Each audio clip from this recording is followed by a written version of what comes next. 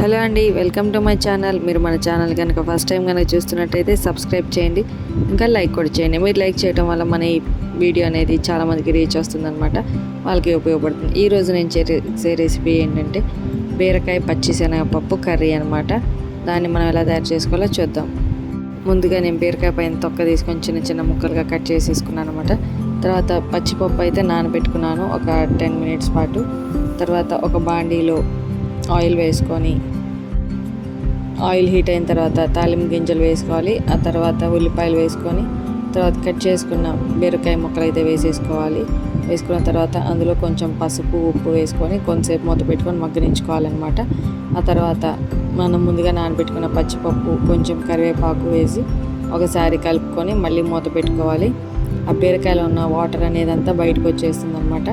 అప్పుడు ఆ పచ్చిపప్పు బీరకాయ మొత్తం అనేది ఒకేసారి ఉడికిపోతున్నాయి. ఆ తర్వాత అందులో కొంచెం అల్లం వెల్లుల్లి పేస్ట్ అయితే వేసుకోవాలి. ఆ తర్వాత కొంచెం కారం, ధనియాల పొడి, తర్వాత కొద్దిగా కొత్తిమీర వేసుకొని బాగా మిక్స్ చేసుకొని ఒక 2 మినిట్స్ పాటు ఉంచిన తర్వాత ఇంకా స్టవ్ ఆఫ్ చేసుకొని సర్వ్ చేసుకోవటమే. దీన్ని మనం రైస్లో కానీ చపాతీలో కానీ ఎందులో తిన్నా టేస్ట్ అయితే చాలా బాగుంటుంది. చిన్నపిల్లలు అయితే ఎంతో ఇష్టంగా తినేస్తారు.